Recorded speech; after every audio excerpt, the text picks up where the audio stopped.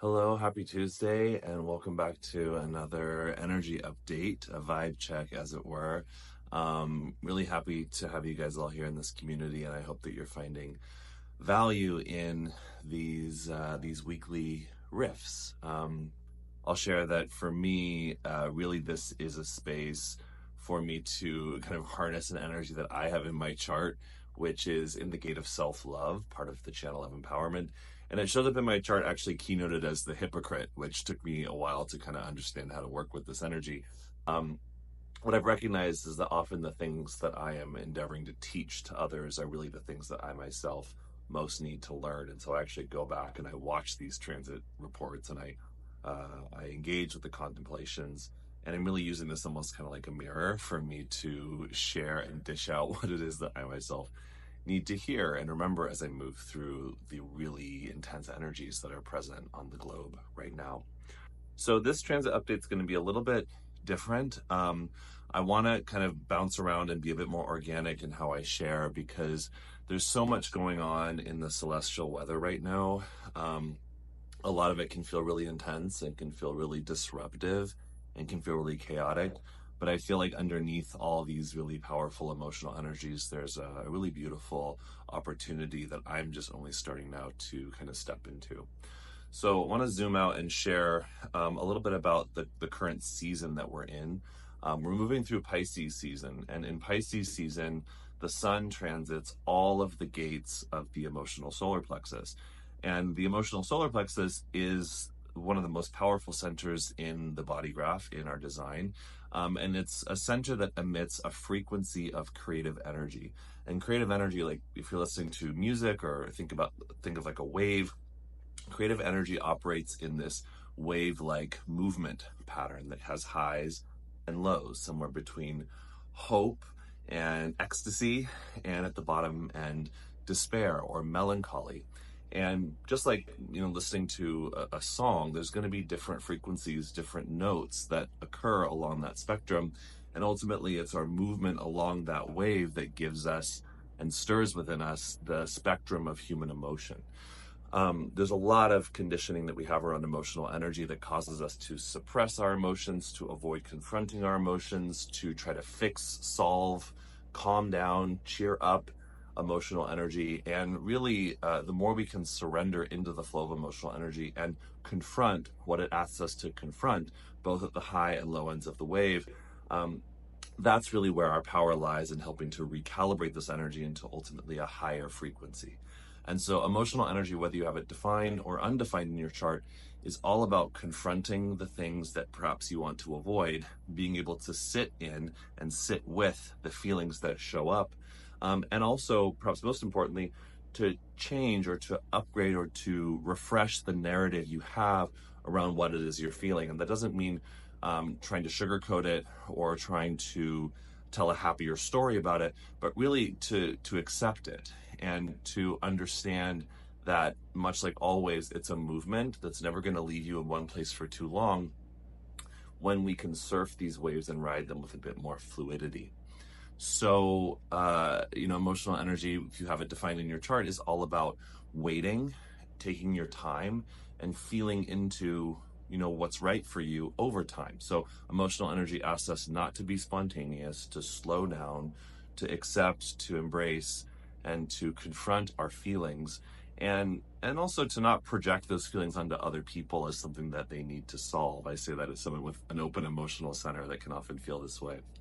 So as we move through the very murky, watery energies of Pisces season, we're being asked to confront a lot of energies within us, a lot of energy and motion, emotion, that when we can kind of get to the other side of all this murky energy, can bring us into a new place of hopefully having calibrated into a higher frequency. And so a big part of that has to do with the story that we tell. It is the story that we tell in our mind about either what is, what could be, or what has been, that creates a photon storm of light within our mind that actually turns to matter through neurotransmitters that get sent through our body and help us to kind of recalibrate our emotional frequency, which in turn recalibrates our heart, which in turn draws in new things for us to respond to, or to invitations to accept, or impulses to follow based on our human design. So everything that I share in this chat, in this channel,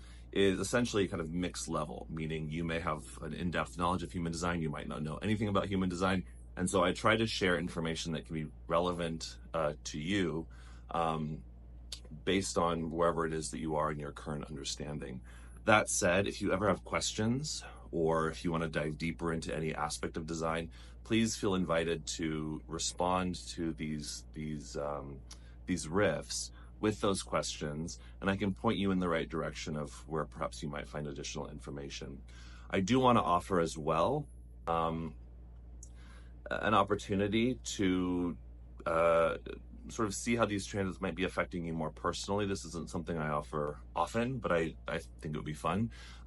If you would like to send a screenshot or respond to this message with a screenshot of your chart and perhaps any questions or themes that you're finding are present in your life right now, I'll be offering just little mini human design readings through audio in response to whatever it is that you share. These will be public, so everyone will see them, but it can be a good opportunity to kind of use your unique designs as a jumping off point into exploring some of these concepts in greater depth. So while we are in the middle of Pisces season, we are moving through all these emotional energies. This week there is sort of a little break in the emotional energy where the sun and the earth are highlighting gates of the G center, or the identity center. The two gates that are being highlighted are part of what's called the vessel of love, the cross of the vessel of love, which highlights all of the love gates. And these aren't just love like I love you, but really that love that comes from a more transcendent, a deeper place of appreciation for life itself and the aspects of our lives. So this week we have the sun highlighting the gate 25, which is the gate of innocence, the gate of spirit, and it represents the love of life, unconditional love. This can sometimes show up as a love of things. You know, I love my car, I love my guitar, I love my clothes, I love my plants, I love sunlight, I love nature, I love laughter. It's a love, it's appreciation for the gift of life. As such, it's a very playful energy. It's an energy that tends to extend into what we might call karma yoga, selfless action or service. But it's also an energy that can reveal to us places where we've placed strong conditions around our love and ask us to shine the light of our spirit onto those spaces to dissolve any blockages to unconditional love. The earth is highlighted in the gate 46, which is the gate of embodiment, or the love and appreciation of the physical body and its power, its determination, its will, in a sense, to be in the right place at the right time so that it can express its full vital power. So the invitation this week is to really invest in and explore places where perhaps your spirit is in need of some healing, where your body perhaps has been conditioned to burn itself out in pursuit of external power, and to kind of revitalize that innate healing wisdom of your body so it can express more fully the playfulness, the innocence, the exuberance of your spirit. So said more plainly, get outside, touch some grass. I went on a beautiful hike yesterday with my partner. We did some acro yoga. I got barefoot, walked around in the grass, took lots of pictures, soaked up the sun, and I'm going to continue doing that all week.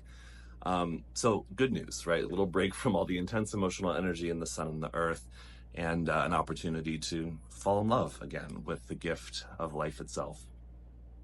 Now that said, in some of the slower moving planets, and certainly the retrograde and eclipse energy that we have going on this month, there is a lot of mental and emotional energy at play. I've shared quite a bit about the gate 36, which currently is in the North Node. It's also in Saturn, so it's a theme that's playing out on the global stage, and also a big learning energy that we're confronted with. And the gate 36, the gate of crisis and chaos, is a place where war, upheaval, disruption, and chaos can live in the chart. As such, it can be a very intense energy to navigate, especially when we forget that it's emotional energy that needs time and needs patience to kind of feel into. So whenever we have disruptive energies in the transits, or if this is an energy that you carry in your chart, it's important to remember the function of disruption. Disruption shows up when something is finished, or when something has run its course, or when it's time to disrupt a pattern so that we can establish a new pattern.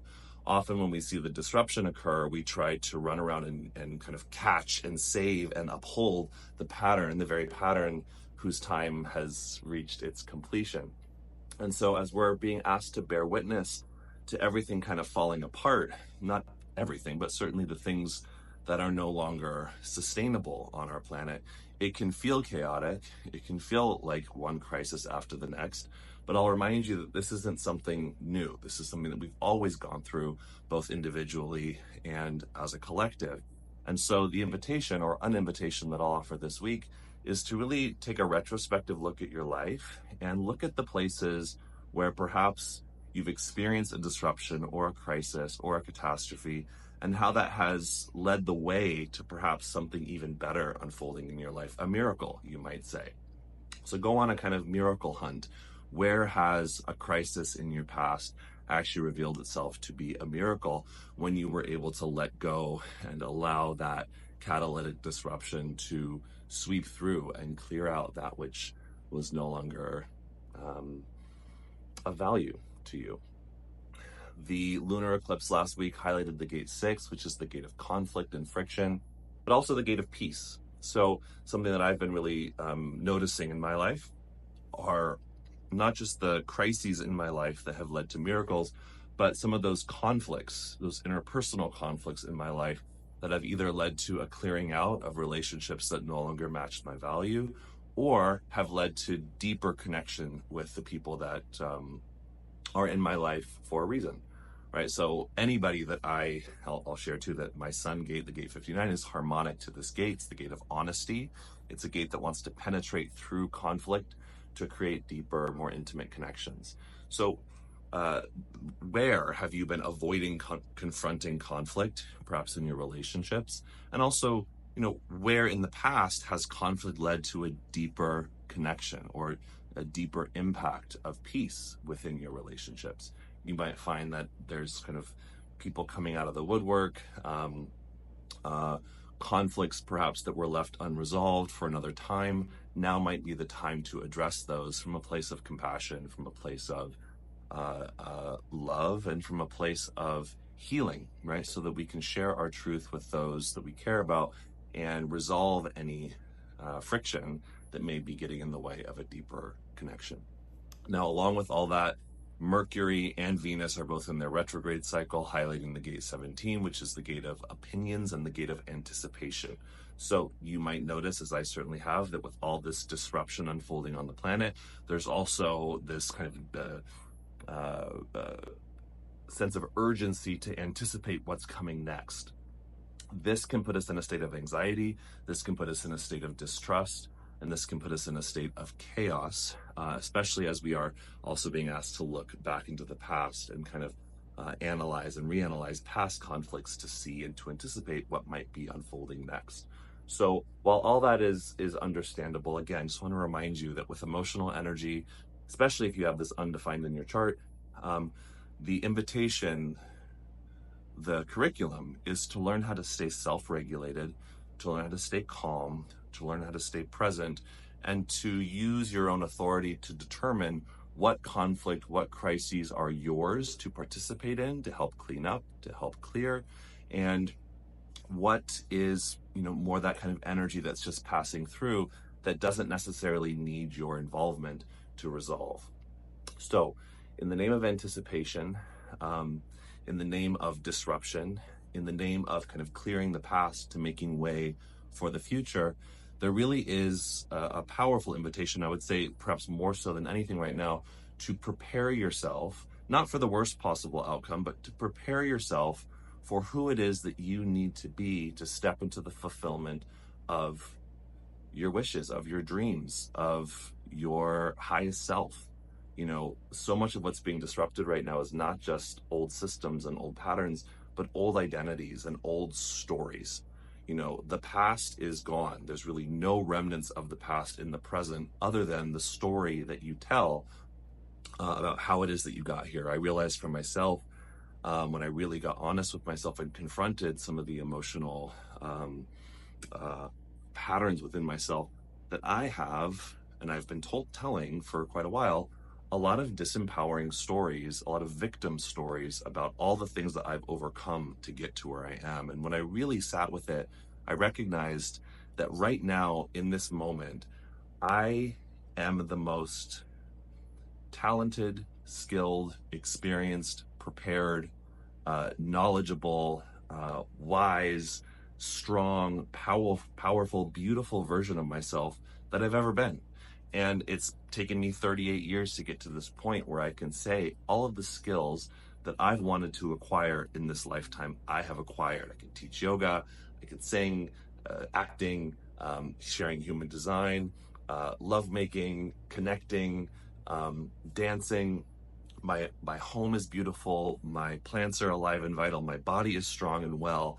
And so whatever it took for me to get to this point is a beautiful part of my story, is a beautiful journey that has actually kind of brought me into this place where I am so prepared for this next chapter of my life. There's also, I'll say in the chart, a strong drive right now. It's showing up in Mars, so it can be kind of a restless, youthful kind of energy.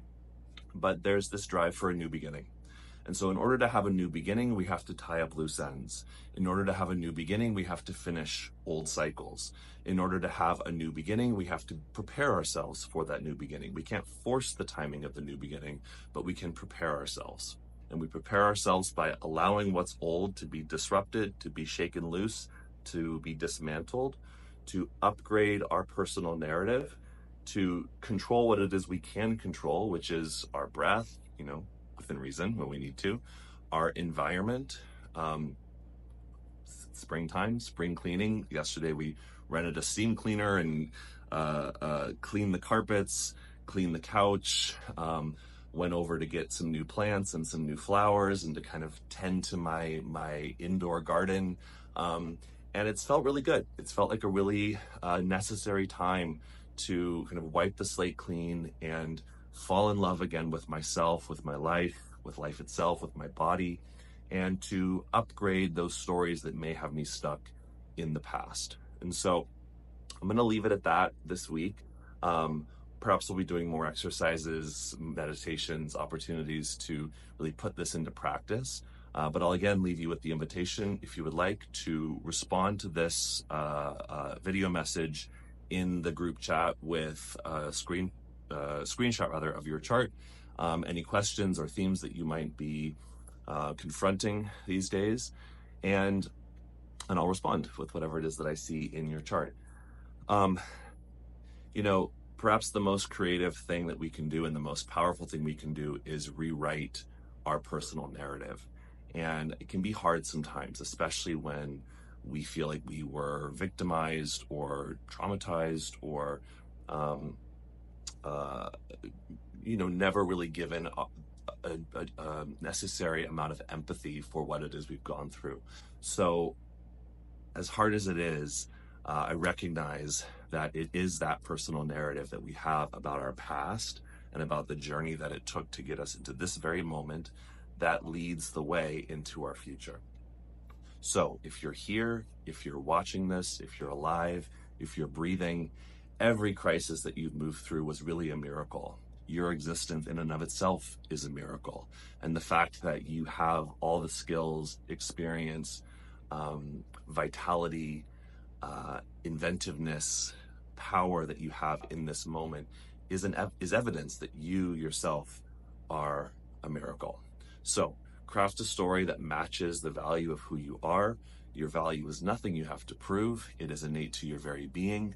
And write a really good story that reflects the brilliance that you are, that we are. I'll look forward to connecting with you more very soon. Hope you have a wonderful, loving, innocent, playful, and powerfully embodied week. And take good care. Peace.